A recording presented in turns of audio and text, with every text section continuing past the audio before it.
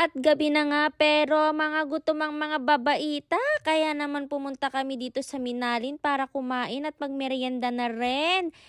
Nag-try pala kaming pumunta dito sa Sunset Garden. Sayang naman at late kaming pumunta dito. Maganda daw kasi mag-sunset dito. Kaya nga Sunset Garden, 'di ba?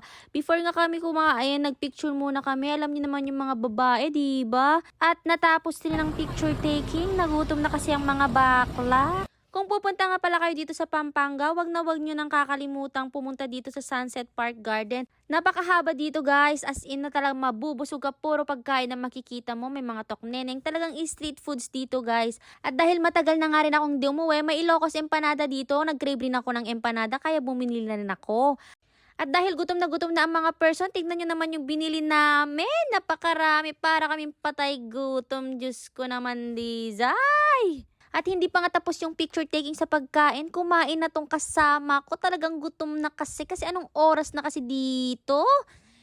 Kaya tayo tumataba, mare, kasi kain tayo ng kain.